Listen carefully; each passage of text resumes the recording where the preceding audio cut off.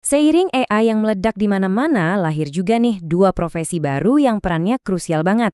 Yang satu jadi penjaga keamanan AI, dan yang satunya lagi jadi pemburu kebohongan digital. Oke, langsung aja kita kupas tuntas. Nah, ini nih pertanyaan besarnya. Kalau AI udah bisa bikin apa aja, siapa coba yang bisa jamin teknologi ini nggak malah nyerang kita balik? Entah itu lewat disinformasi atau celah keamanan. Ternyata jawabannya ada di dua profesi keren yang bakal kita bahas hari ini.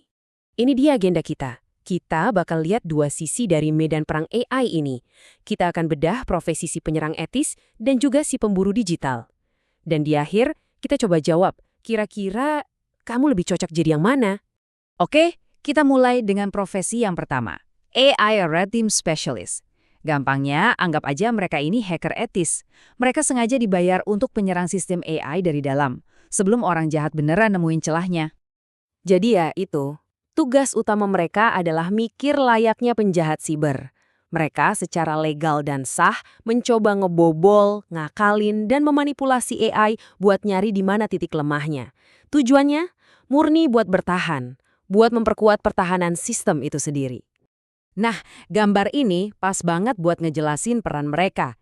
Di satu sisi, mereka itu perisai pelindung, tapi di sisi lain, mereka juga aktif mencari bug atau kelemahan. Caranya, ya dengan menyerang sistem-sistem canggih kayak large language models atau pengenalan wajah buat nemuin bias, celah keamanan, dan potensi penyalahgunaan lainnya. Dan ini nih poin pentingnya, permintaan untuk talenta kayak gini tuh gede banget. Menurut World Economic Forum, cuma 14% organisasi yang ngerasa punya talenta keamanan AI yang cukup. Kebayangkan, celahnya gede banget, yang artinya peluang karirnya juga luar biasa besar. Terus kerjaan mereka sehari-hari ngapain aja? Bukan cuma ngehack loh ya. Mereka itu melakukan adversarial testing, semacam jailbreaking tapi buat AI. Terus nyari-nyari bias, bahkan ngembangin alat hacking mereka sendiri, contohnya kayak Pirit. Dan yang paling penting mereka kerja bareng tim developer buat nambal celah yang mereka temuin. Gimana? Mulai tertarik? Oke, sekarang kita bongkar nih. Apa aja sih yang dibutuhin buat membangun karir sebagai seorang peretas etis di dunia AI? Kualifikasi formal itu penting banget. Sertifikasi kayak Certified Ethical Hacker atau CEH itu ngebuktiin kalau kamu bisa pikir kayak penyerang buat nemuin kelemahan. Sementara sertifikasi yang lebih spesifik seperti AI Safety Fundamentals itu mastiin kamu paham banget etika di balik semua ini. Tentunya kamu juga butuh senjata teknis. Harus jago coding, minimal Python, dan paham framework machine learning. Yang paling krusial, kamu wajib ngerti kerangka kerja keamanan kayak OWASP Top 10 for LLMs, yang intinya itu adalah daftar dosa-dosa keamanan yang paling sering ada di AI. Dan keahlian langka ini dibayar mahal banget. Contohnya nih, ada lowongan di Google DeepMind yang nawarin gaji tahunan sampai $244.000. Angka setinggi ini nunjukin betapa krusialnya peran mereka. Mereka itu pelindung produk AI yang nilainya miliaran dolar dari resiko reputasi dan finansial. Oke. Sekarang kita beralih ke sisi lain dari koin ini. Kalau tadi tim merah adalah si penyerang, maka profesi kedua ini adalah sang pemburu. Kenalin, Deepfake Detection Specialist, para detektif digital di garda terdepan perang melawan disinformasi.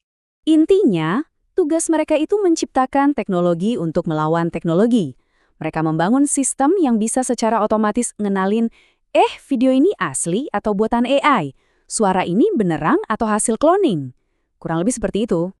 Seberapa penting sih pekerjaan ini? Coba lihat angka ini. Penipuan berbasis deepfake itu melonjak lebih dari 3.000% cuma dalam setahun terakhir. Ini bukan lagi ancaman masa depan ya, ini krisis yang lagi terjadi sekarang banget.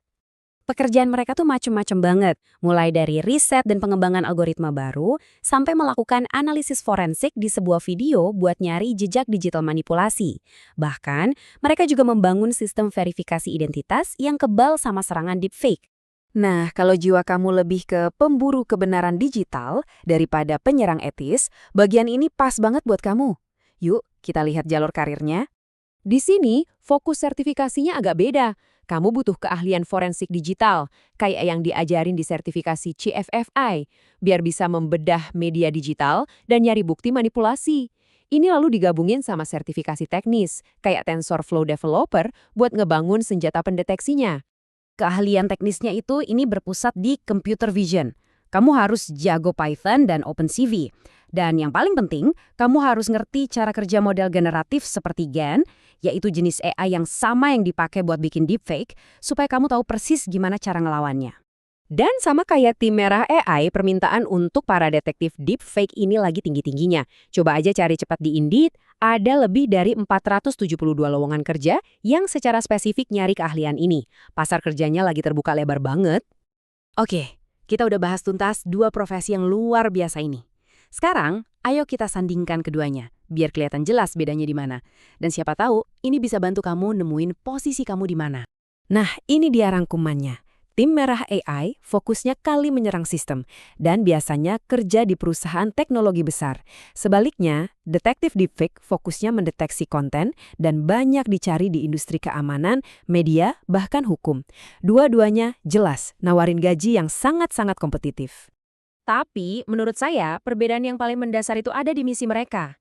Si penyerang atau tim merah tujuannya bikin teknologi AI itu sendiri jadi lebih aman. Sedangkan si pemburu atau detektif deepfake tujuannya adalah melindungi kita semua, masyarakat, dari dampak negatif AI, yaitu menjaga kebenaran dan kepercayaan kita di dunia digital. Jadi, inilah pertanyaan terakhir buat kamu. Di medan perang AI yang makin kompleks ini, peran mana yang lebih memanggil jiwa kamu? Jadi sang penjaga yang memperkuat benteng dari dalam, atau jadi sang pemburu yang melindungi kebenaran di dunia luar? Pilihan ada di tangan kamu.